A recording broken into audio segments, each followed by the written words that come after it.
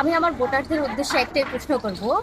আহ, আপনারা কি একজন একজন রাজনৈতিক ব্যক্তিকে নির্বাচিত করবেন, নাকি আমার মতো একজন স্বতন্ত্র আপনাদেরই একজন প্রতিনিধি, আপনাদেরই একজন কণ্ঠস্বর, একজন সাধারণ শিক্ষার্থীকে নির্বাচিত করবেন? সেটা আপনাদের পছন্দ, সেটা আপনারা বিবেচনা করে দেখবেন। আমার যেই মিশন অ্যান্ড ভিশন সেটা হচ্ছে, আমি যেটা চাই, আমি আমার ক্যাম্পাসকে একটা একাডেমিক ক্যাম্পাস হিসেবে গড়ে তুলতে চাই। আমি আমার ক্যাম্পাসকে একটা রাজনৈতিক শিক্ষাঙ্গন হিসেবে আমি দেখতে চাই না। আমরা এখানে যারা আছি, আমরা বেশিরভাগই আমরা হচ্ছে বিভিন্ন জেলা থেকে, বিভিন্ন মফস্বলগুলো থেকে আসি শুধুমাত্র পড়াশোনা করার উদ্দেশ্যে। আমাদের আমাদের বেশিরভাগেরই কোনো ধরনের রাজনৈতিক ফয়দা লাভের কোনো উদ্দেশ্য থাকে না।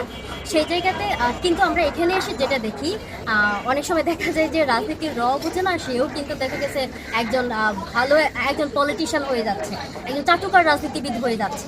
তো আমি চাইবো না যে আমার ক্যাম্পাসটা এরকম হয়ে যায়। সেজন্য আমি চাইবো যে সাধারণ শিক্ষার্থীদের মধ্য থেকে নেতৃত্ব উঠে আসুক।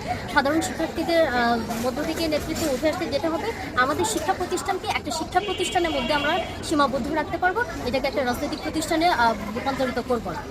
তো আমি স্বতন্ত্র হিসেবে সাধারণ শিক্ষার্থীদের কাছে এইটাই আমার চাওয়া পাওয়া, যে আপনারা আসলে কি একজন রাজনৈতিক ব্যক্তিকে নির্বাচিত করবেন, নির্বাচিত প্রতিনিধি হিসেবে দেখতে চান, নাকি একজন অরাজনৈতিক ব্যক্তিকে নির্বাচিত প্রতিনিধি হিসেবে দেখতে চান?